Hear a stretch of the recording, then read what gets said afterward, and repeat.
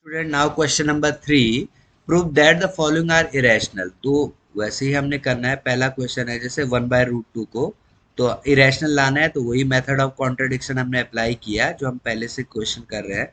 तो हमने मान लिया let 1/√2 is a rational number. हमें इरेशनल लाना है ना, तो मेथड ऑफ कॉन्ट्रडिक्शन के लिए हमने इसको क्या मान लिया, रैशनल मान लिया। तो आपको पता है रैशनल के लिए क्या होता है, पी बाई क्यू की फॉर्म में होता है, वेयर आपको पता होना चाहिए, बार बार मैं बोल रहा हूँ, p and q are coprime integer. Coprime मतलब इनका कोई कॉमन फैक्टर नहीं है और q is not equal to zero. Simple बात है ये आपको पता है। तो इरेशनल लाना है हमने 1/√2 को, तो मैंने 1/√2 को रैशनल नंबर लिया। और रैशनल आपको पता है पी बाई क्यू की फॉर्म में होता है, जहाँ पी और क्यू को प्राइम इंटीजर होते हैं और denominator not equal to zero होता है। अब देखो, इसको मैं क्रॉस मल्टीप्लाई कर दूं तो इसको ऐसे लिख सकता हूँ मैं, √2p इक्वल टू क्यू लिख सकता हूँ, बिल्कुल लिख सकता हूँ। और √2 इक्वल टू क्या लिख सकता हूँ, क्यू बाई पी लिख सकते हैं ना। √2 equal to q by p. यहाँ भी आप लिख सकते थे 1/√2 equal to p by q है, तो √2 इज इक्वल टू क्या हो जाएगा, रेसिप्रोकल होगा। अब आप देखो, अगर पी बाई क्यू एक रैशनल नंबर है, अगर जैसे मैं बोलूं 1/2 एक रैशनल नंबर है ना, तो 1/2 का रेसिप्रोकल करूं मैं अगर, टू भी क्या होगा, एक रैशनल नंबर होगा। 1/3 अगर एक रैशनल नंबर है तो उसका रेसिप्रोकल भी क्या होगा, एक रैशनल नंबर होगा। सीधी बात है। तो रूट इसके हिसाब से ये क्या आ गया, ये क्या आ गया, रैशनल नंबर है ना, रैशनल नंबर आ गया ना। तो इस हिसाब से क्या हो गया, √2 क्या आ गया, इज अ, इस हिसाब से तो रैशनल नंबर आ गया।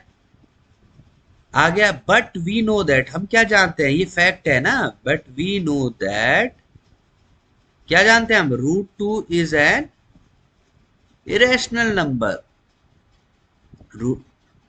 But we know that √2 is an irrational number. हम तो √2 को एक इरेशनल नंबर जानते हैं, ये फैक्ट है, हमने ऑलरेडी प्रूफ किया है।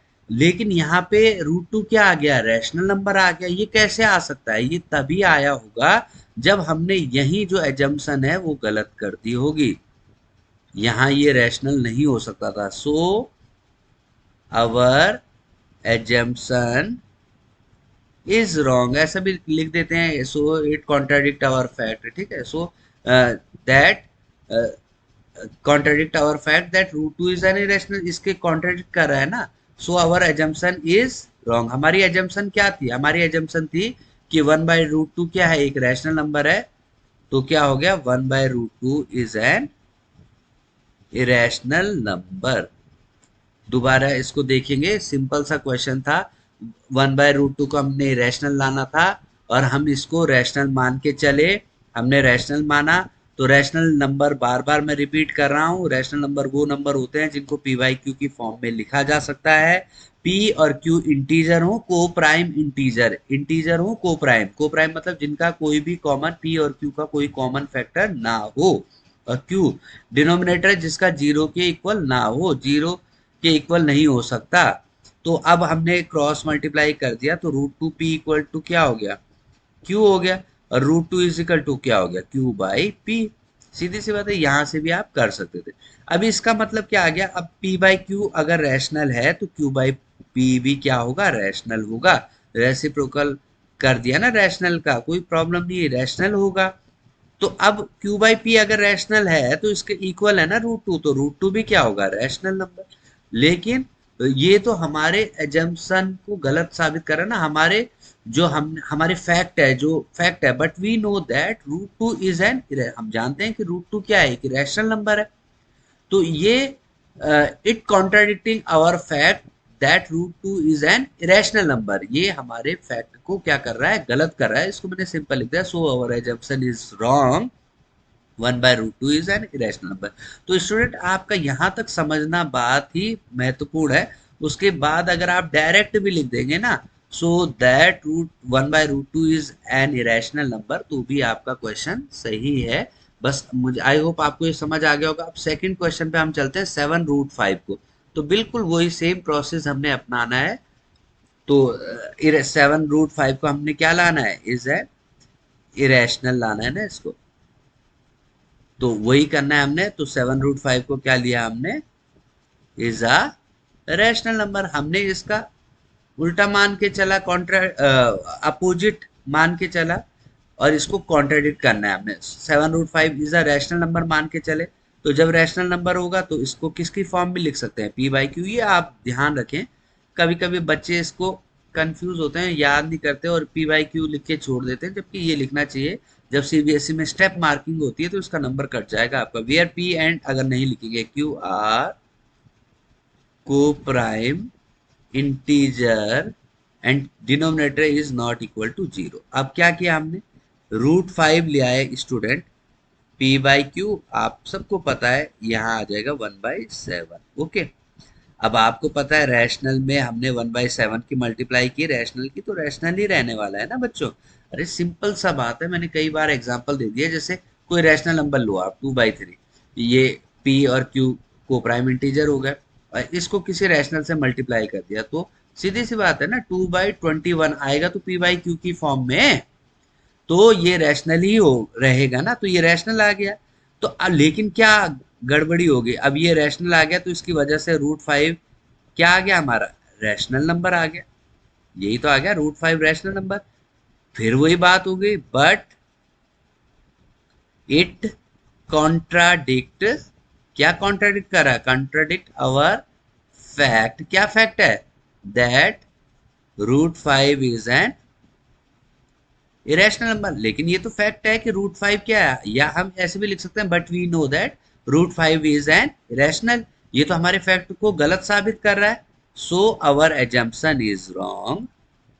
और हमारी एजम्पशन क्या थी बच्चों, हमारी एजम्पशन थी, हमने इसको क्या मान के चला था, इरेशनल, नहीं हमने इसको रैशनल मान के चला था। इसका मतलब सो अवर एजम्पशन इज रॉन्ग। तो रॉन्ग है तो क्या होगा, 7√5 is an 7√5 is irrational number. और तीसरा क्वेश्चन क्या था स्टूडेंट, उसको भी हम कर लेते हैं। तीसरा क्वेश्चन है हमारा, सिंपल क्वेश्चन है, 6+√2। इसको भी हम देखेंगे। इसके बाद आई होप आपको ये चैप्टर एक्सरसाइज अच्छी तरह से समझ आ जाएगी, आ चुकी होगी। 6+√2, 6+√2 को क्या लाना है हमने,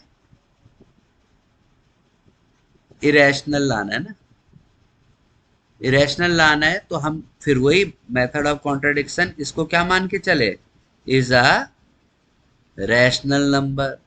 रैशनल नंबर माना तो 6+√2 क्या हो गया, पी बाई क्यू की फॉर्म में, where p and q are, I am repeating again and again, इसलिए आपको ध्यान हो जाना चाहिए, p and q are coprime integer and q is not equal to 0। तो सिंपल है, अगर इसको मैंने रैशनल लिया तो इसको मैं इस फॉर्म में लिख सकता हूं। अब यहाँ √2 क्या हो जाएगा, ये हो जाएगा p बाई क्यू, ये प्लस का यहाँ जाके किसका होगा, माइनस का। तो आपको मैंने बता दिया है कि rational minus rational, rational minus rational क्या आता है, रैशनल ही आता है। Rational number minus rational number क्या आएगा, रैशनल ही आएगा। तो इसका मतलब क्या हो जाएगा, ये हो जाएगा √2 क्या हो गया, रैशनल हो गया। इस हिसाब से √2 क्या हो गया, रैशनल हो गया। रैशनल माइनस रैशनल रैशनल है, तो √2 क्या हो गया, रैशनल हो गया। तो बस वही बात हो गई, इट √2 रैशनल आ गया, बट इट कॉन्ट्राडिक्टिंग,